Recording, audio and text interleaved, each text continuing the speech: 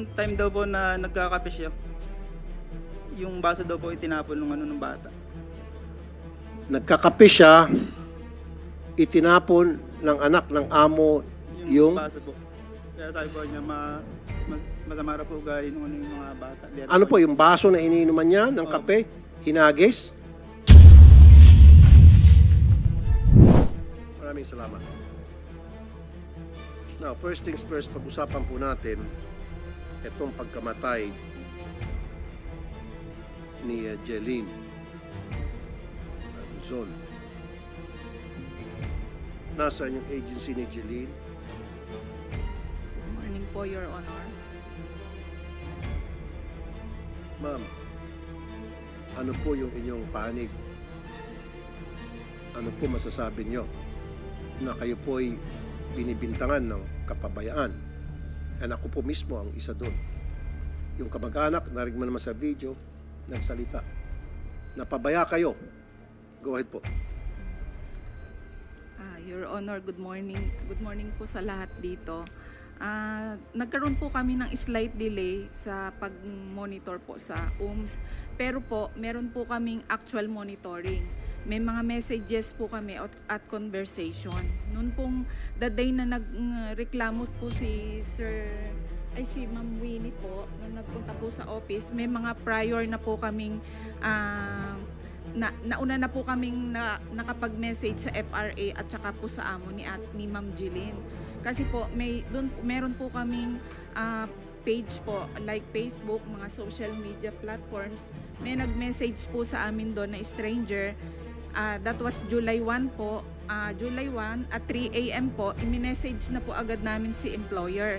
At the same time, nung hindi po nagre-reply si employer, i-message po namin si FRA, kinulit po namin ng kinulit. Ang reklamo po no ni Ma'am Joanne Katipon is hindi po nila makontak si Ma'am Jeline. And then, July 2 po, nag-message po si yung asawa po ni Ma'am Jeline, si Sir Jeriel. Ang sabi po niya, loss of communication. Wala po siyang binanggit na minamaltrato o sinasaktan si Ma'am Jeline. Loss of communication po. Agad-agad din po, nag-reply po kami sa kanya. Sinabi po namin na ipapalo up po namin sa employer. May mga messages po kami, Sir, Your Honor, dun sa employer at saka po dun sa FRA. Oh, stop right there. So, hindi nyo makontak yung ating worker. So therefore, next step is to contact the employer. And you said you did. Anong klase communication? Was this text, tawag, chat, Viber? Your Honor, chat po. Ito po yung messages po. Bakit chat? Bakit hindi video call? Your Honor, kasi meron din po kaming voice call. Hindi po siya sumasagot. Di ba nag-chat kayo sa kanya, tapos Opo. sinasagot ka ng employer? Did you get an answer? Hindi po siya sumagot, kaya po tinawagan po namin ng tinawagan. Nung hindi po siya sumagot, ang ginawa ko po, tinawagan ko po si FRA. Okay. So hindi sumasagot yung ating worker, hindi sumasagot yung ating employer. Dapat doon nagpanik na kayo, nataranta na dapat kayo. There's something wrong. So tinawag yung FRA. Opo. Yes po, Your Honor. So ilang araw yung from the time na tinatawagan nyo itong worker natin at saka yung employer up to the time na tinawagan nyo ng FRA? Same day po, Your Honor. Nandito po sa text Okay, same day. messages. Ano po yung naging takbo ng communication ninyo with the FRA, Foreign Recruitment Agency? Your Honor, ang sabi po ni FRA, ibabalik daw po si Ma'am Jeline Babalik saan? sa agency daw po. Okay, and? Ayun po, hinintay po namin yung araw na yun kasi sabi po niya, don't worry, she's fine. Okay, what made that FRA say that she is fine? Did you bother to ask?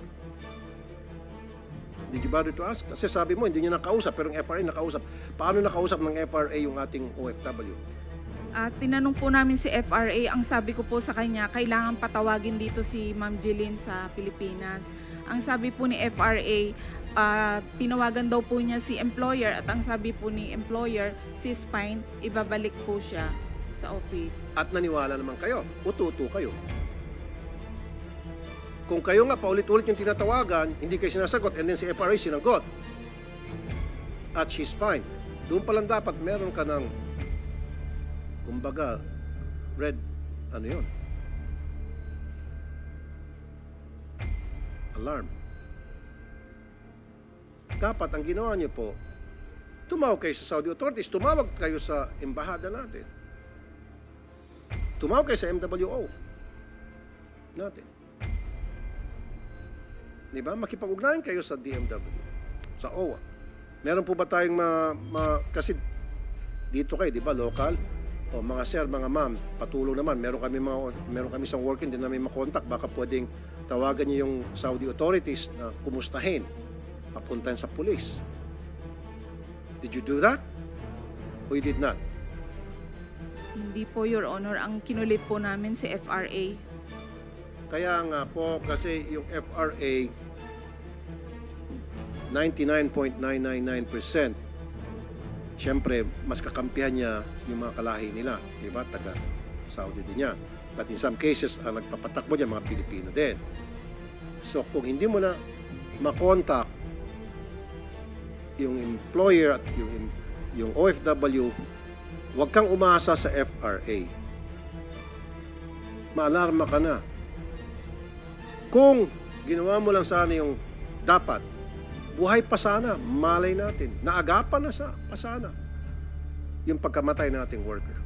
Dito nakita ko, maliwanag ka pa ba yan? Although, okay, sabihin na natin, for the sake of argument, totoo ang mga sinasabi mo. Kasi may mga dokumento ka pa, papakita, record.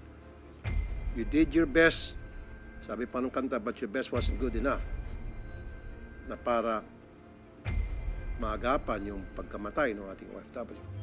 So continue po, ma'am. So what happened after na sabi ng FRA ibabalik, komportable na po kayo? Kinulit ko pa rin po sila ng kinulit. Sabi ko po, kailangan nilang puntahan doon si worker, kuhain na. Tapos po, ang sabi po ni FRA, yun nga daw po ibabalik po. Tapos po, nakampante na po ako nung sinabi pong ibabalik. Kasi papunta na daw po si employer doon sa bahay para po sunduin si worker. Okay. And When was this? What date? That was July 18 po. July 18. Opo. June 16 na-deploy, and then sometime the first week of July hindi na makontak. So kayo ay gumawa ng effort para mag-communicate sa employer saka sa worker. Anong date? July 1 po. July 1. Opo. Yun po yung nakareceive kami ng message through stranger kay Miss Joanna Katipon po. Anong sabi po ng stranger? Sabi po niya, hindi po nag-online si Ma'am Jeline. So, July 1, ma'am, anong pangalan niyo po ulit? Please identify yourself. Leonis Falcone po. Leonis, ma'am Leonis. July 1 up to July, you have 18 days before her death, July 19. Now, it could have been avoided. You have 18 days. That's more than 2 weeks. Diba? So, nung July 18, saka talaga kayo nag-boost ng effort nyo para alamin kung ano talagang status, and then the following day, patay na yung ating OFWs. Dito po, meron kayong kapabayaan. Wala po kayong malino na sistema para rumisponde sa isang OFW na kaduda-duda na yung kanyang sitwasyon sapagkat hindi na siya makontak. You see? So, suspended po kayo ngayon. Yes po, Your Honor. At kailan niyo po balak mag-file ng motion para ma-lift ang inyong suspension? You're planning to do that, right? Tama? Yes po, Your Honor. At inaasahan mo na balang araw, siguro a few days, I would like to recognize the presence of, thank you, Senator Bato de la Rosa. Thank you, Senator Bato. So, yan ang sinabi ko kanina. Your application na para ma-lift ang inyong suspension may be granted. And, again, mangyari ulit tong kapabayaan. Yun eh. Dapat may maparusahan. Namultahan ka ba? Dahil dito, wala no. Piso, multang piso dahil dito sa kapabayaan. May multa? Wala, suspension na ano po. Eh di, hindi ka nasaktan, walang multa ni singkong duling, and then there's that big possibility na malilift yung suspension, happy days. Again, para sa inyo. Yun yung sinasabi ko, DMW. Anyway, kami rito sa Senado, we will pass legislation na hindi na mangyari yan. So, kailan po kayo magbubukas ulit? Huwag niyo po tingnan ng DMW. Huwag kayo tumingin doon. Saan kayo tumingin? Parang humingi ka ng approval sa kanila. Na under oath, na pass, ano ba to? Under oath? Ay, gawin natin muna. Sorry. May I request the agencies and Miss Winnie and Mr. Benedict and company to please stand for the swearing of oath. No. Tayo lang po tayo po. At yun po yung mga iba pong OFW complainants po. And Miss Jocelyn Hernandez and Miss Winnie Joy, please. Do you swear to tell the truth? Please raise your right hand. Do you swear to tell the truth, the whole truth, and nothing but the truth in this investigation? Thank you. You may sit down. Thank you, Committee Secretary. Now, Ma'am Leonise, so kailan kayo magbubukas ulit? Kailan malilift yung inyong suspension? Meron na ba kayong nakuwang notice from DMW na we will lift your suspension. Don't worry. No worries. It will be lifted. Chill ka lang muna dyan. May ganun ba? Wala po, Your Honor. So kailan kayo magbubukas? Yung tansya mo lang. Hindi ko pa po masabi, Your Honor. Pero may pag-asa, malaking pag-asa magbubukas ka ulit, tama?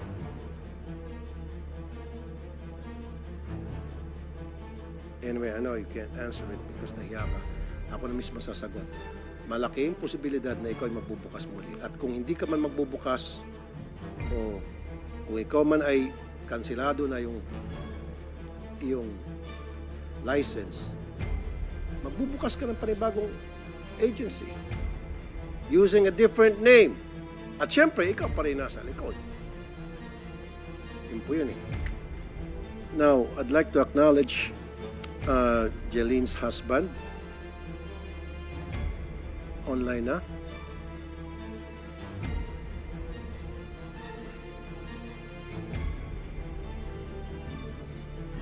Ayun, yung husband.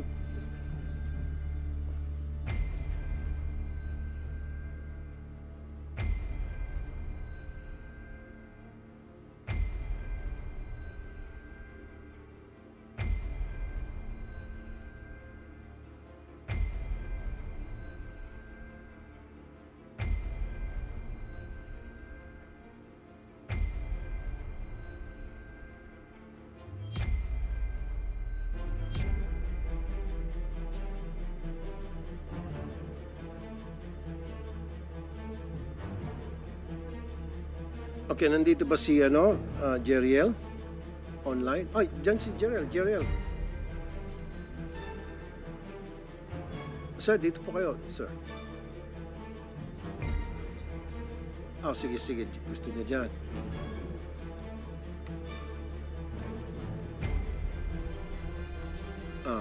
Ipa-out muna natin. Comsec, please.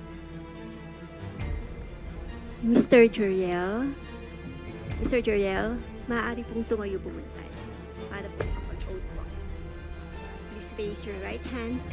Please swear to tell the truth, the whole truth, and nothing but the truth in this investigation. Thank you po. Sir Jeriel, kailan po na wala ng komunikasyon sa pagitan niyo at ni Mrs.? June 16 po siya na-deployed. June 28 po. Di na po siya nag-online, di ko na po siya na-contact. Okay. Nung siya po ay ma-deployed noong June 16, kailan po yung unang communication niyo? Dalawa. Nung alis po yun, tapos pagdating po doon hanggang nung June 28 po, nakakontak ko pa po siya. Tas, Okay, so dumating siya June 16 din. June 17, nakausap niyo po siya. Anong sabi niya po? Nandito na ako, okay ako, etc. Ganon? O meron agad siyang problema nung pagkarating, meron siyang sinabi sa inyo?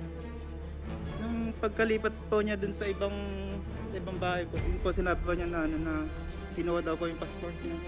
Okay. Anong araw po yon since pagdating niya ng Saudi, kaya niya sinabi kinuha yung kanyang passport? Nung June 25 po. June 25. Okay. Prior to June 25, meron pa ho ba siya mga nasabi, mga reklamo, hinaing? Yun doon lang po sa anak po nung employer niya. Anak ng employer. Hindi raw po niya kasundo. Bakit niya hindi po kasundo yung anak ng kanyang employer, sir? Kasi po pagka ano po siya, yung naghihiram daw po ng baso na magkakapelan daw po siya. Sir, pakilapit sa microphone. Sir, pwede mo alisin yung face mask mo. Total, lahat naman tayo rito nakaano na, di ba? Sige. Sige, sir.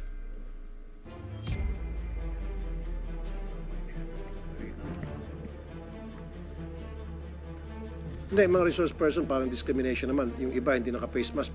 Pinag-face mask nyo ba itong silang dalawa? Inutusan nyo? Hindi dapat.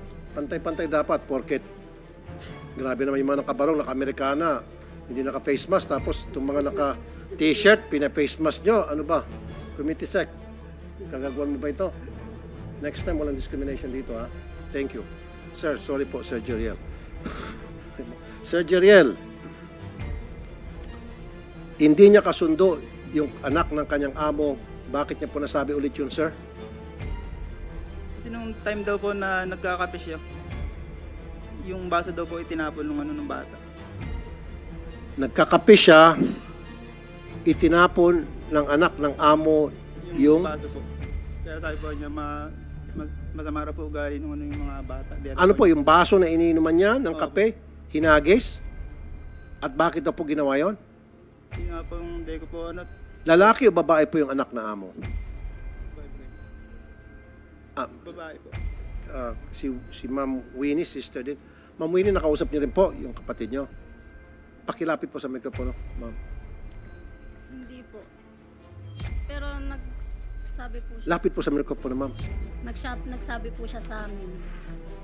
Nagpunta po ako nung... Pakilapit nga yung mikropono, please. Paki-assist. Pakilapit. Ilapit mo. Lapit mo sa kanya. Yeah. Sige pa, kundi pa, para hindi siya nakaganon. Lapit. Pati yung sa kay sir. Pakilapit mo, please. Yeah, yung mic. Yeah, okay. Thank you. Yes, Ma'am Winnie. Nagpunta po ako nung sa agency po. Kasi po pinatawagan po namin yung ate po namin doon sa amo po. Ayaw po ipakausap sa amin po yung amo niya. Ay nung ate ko po, yung amo nga po niya. Sabi po nung amo po ng ate ko, kung gusto daw po namin makausap yung ate ko, pumunta daw po kami ng agency. Tapos nagbanta pa nga po yung employer po niya na kapag nangialam pa daw po, magpapatawag po siya ng pulis doon po sa tumawag sa kanya. Sinabi po ng amo yon. Sino po sa amo? Lalaking amo, babaeng Yung amo? babae po. Kasi daw po yung amo po niyang babae, hiwalay daw po yun sa sa unang asawa. Tapos po may pangalawang asawa daw po yung Okay, so yung pagbabanta na yon na binitiwan sa inyo ng amo, ng sister ninyo, ipinarating niyo po yan sa agency? Opo, yun po yung sinabi ko po sa agency. At sino po nakausap niyo doon? Yung Kay po. Kay. Opo. Okay. Anong sabi po ni Kay nung ipinarating niyo po yung impormasyon na yon? Sinabi ko po na kung pwede pong ilipat yung ate ko po sa ibang amo. Sabi po nila bawal daw po yun kasi daw po makakasuhan daw po yung ate ko. Tapos sabi ko nga po, hindi nga po siya okay dun sa mga inaalagaan po niya kasi yung mga ginagawa daw po nung ate ko, minamasama po nung bata. Sabi po nila na anong muwang po nung bata, yung ate mo yung may isip, siya po yung mag-adjust. Tapos sabi ko nga po sa kanila, yun nga po yung ate ko nga po yung may isip. Kung isumbong po nung bata na sinasaktan po siya nung ate ko kahit hindi naman po. Okay. Miss Janice, so meron ka empleyadong nangangalang Kay. Yes po, Your Honor. Nandito ba si Kay? Dalawa po silang, wala po rito, Your Honor. Dalawa po silang welfare. Si Miss Menchi po yung isa. Hindi, yung si Kay lang gusto ko makausap sana dahil yun yung nakausap ni Ma'am Winnie. Your Honor, pwede po ba nating tawagan? Wala po siya eh. Well, sige po, tawagan natin. So ano pong reaksyon niyo doon, ma'am? Yung ginawa ng inyong tauhan? Ay, nanghingi po ako ng dispensa kay Ma'am Winnie sa hindi magandang sagot ng welfare na si Miss Kay. Hayaan mo, Ma'am Winnie, bibigyan ko siya ng disciplinary action. Ikaw nga, dinisiplina ng suspended ka na. So, magdidisiplina ang isang nadisiplina. So, ang gagawin natin. Anyway, that's the reason time and time again sa mga MWO natin, Yusek Olalia, Secretary Hans, Admin Arnel, paulit-ulit kong sinasabi na dapat pagdating ng ating worker, merong tumatawag. Kumusta ka na dyan? Ayun, yung mister. Nung tumawag, nagreklamo na agad. Few days later, nagreklamo na. Yan sinasabi ko. A week after, dapat nakaprogram na yon. Meron tayong isang computer system na after 1 week, itong OFW natin si Miss Jeline Arguzon due for a phone call. Maski phone call lang. Kumusta ka dyan, Ma'am Jeline? I'm okay. Good. Pag hindi na makontak, red flag yun. Pag sinabi ng worker, nako, hirap dito, hindi ko kaya, etc., etc., magpupunta tayo ngayon na mga tauhan natin. So, Ma'am Winnie, ano pong sumunod nangyari? Sabi ko po, gusto ko pong makausap po yung ate ko po. Ngayon po, gusto ko po siyang makausap. Gusto ko pong alamin kung okay lang po siya doon, kung ano pong sitwasyon niya doon. Sinabi ko po yun sa kanila. Ang sabi po nila sa akin, 10 p.m. daw po sa Saudi. Alas 9 po ako nagpunta doon, alas 9 po ng umaga. Sabi po nila, hindi daw po nila makakausap kasi 10 p.m. daw po sa Saudi. Kasi daw po, pag tinawagan lang daw po nila yung employer po doon, baka daw po pagalitan lang daw po sila. 5 p.m. pa daw po nila makakausap yung employer daw po ng ate ko. Okay. Tumawag ka rin ba sa mga kinaukulan natin, sa mga taga-gobyerno, tungkol sa hinaing ng iyong kapatid? Ano po, July 19 po nagpunta po ako ng OWA. Kasi po hindi po sila nagre-reply po sa mga text ko po. Sino po ang nakausap niyo noong July 19 sa OWA? Hindi ko po natanong yung pangalan niya, yung sa ano po, yung babae po doon sa OWA. Saan doon sa OWA, sa ang departamento, sa ang desk? Sa may second floor po yun eh. Second floor. Opo. Most likely baka sa complaint desk. Opo. At ano pong sabi nung nakausap mo? Yun po, sinabi ko po sa agency na hindi nga po nila ina-actionan yung gusto ko pong mangyari. Kasi po, ang gusto ko lang naman po mangyari, makausap lang po yung ate ko kung okay lang po siya doon. Yun po, sinabi ko po sa kanila. Tapos ang sabi po sa akin ng OWA, ano po, ano pa daw po niya, isesend pa daw po niya sa Polo agency daw, ay Polo po yung hinaing ko daw po. At ano pong sabi nyo? Sabi ko po, hindi po ba pwedeng makausap ngayon? Kakausapin lang po naman kung pwede po. Pero sabi po nila hindi daw po matatawagan.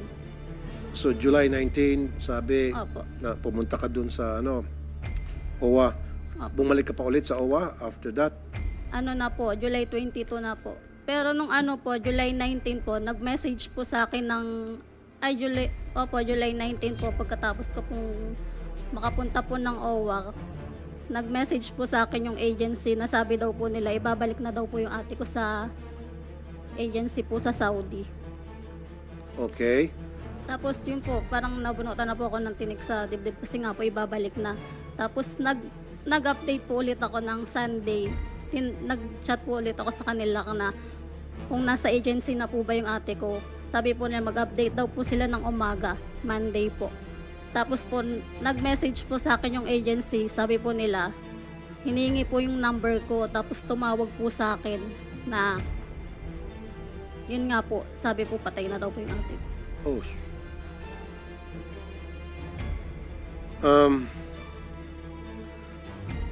Sabi niyo po, July 19 pumunta kayo, and then July 20, unang pumunta sa OWA, and then bumalik ka July 22. Opo. Ito na po yung kinikwento nyo na sabi mababalik na yung kapatid nyo, kaya Opo. naging kampante na kayo. Opo. Ang masaklap pa, yung sumunod na insidente niyan, wala na yung sister nyo. Opo. Since nandito yung mga taga-OWA, Mr. Ignacio, anong reaksyon nyo doon? Yung pagpunta niya sa OWA at hindi definite yung binigay na rason. At nasabi na pala sa inyo na kinuha ang passport. Mr. Chair, Senator, that's why when they informed OWA on July 19 about their case, kaya po nakakilos tayo, natawagan kagad yung agency at kasi nga ho medyo may kalayuan yung lugar, yung Ulmuj. Kaya po tayo, nung tumawag po kayo sa amin, nandun na ho yung OWA. Kaya po nakapag-reply na kagad yung si agency sa kanila. So that was the action taken because yun po yung aming susunod talagang hakbang kapag kami ay nabigyan ng information. Agad-agad natawagan na yung JEDA and the agency. And yun po yung mga hakbang na nagawa. Yung pong pagkuha ng passport, pag-confiscate ng passport upon arrival ng mga employer, di ba pinagbabawal na po yun? Tumatango kay Yusek. Okay. Ba't nangyari pa rin? Yusek Olalia. Good morning po, Mr. Chairman, sa mga colleagues at sa lahat po na naririto. Tama po kayo, Mr. Chair. Bawal na bawal po yun. Unang-una, nakalagay po sa Bilateral Labor Agreement. Number 2, nakalagay po doon sa Standard Employment Contract. At number 3, kasama po yun sa monitoring. Kapag ka kinuha ang pasaporte ng isang OFW, very significant po yun. Dapat isinusuplong sa OMS, sa DMW, at isinasabi po sa Labor Attaché, at yung Labor Attaché pupuntahan yung employer at sasabihing ibalik yung pasaporte po. That is correct. Pero nangyayari pa rin. In this case, sa kasong pinag-usapan natin ngayon, itong kay Ms. Jeline, nakarating sa inyo na kumpiskado na yung passport. Sana may pumunta sa inyo. Physically, binisita employed, sinabing bawal yan. Isolate nyo yan or else magsusumbong kami sa kinaukulan ninyo. Did we do that, sir? Una po, Mr. Chair, wala pong report na nakarating sa DMW through the OMS na nai-report ang agency na kinumpiska yung pasaporte po ng ating OFW. Kung nakarating po yun sa aming OMS na tinatawag, yung OFW Workers Monitoring System, agad-agad po yung i-refer sa Labor Attaché at gagawa po ng paraan. Yun nga po, Yusek Olalia, wala ba kayong monitoring mechanism na sinasabi ko parang sirang plaka na ako rito na pagdating ng OFW natin, pagdating doon sa deployment niya, merong tatawag not on that same day, maybe a week after, na para tanungin, kumusta po kayo dyan, ma'am? Kumusta ang accommodation? Kumusta ang pagkain? Nasunod ba yung nakalagay sa kontrata? Etc.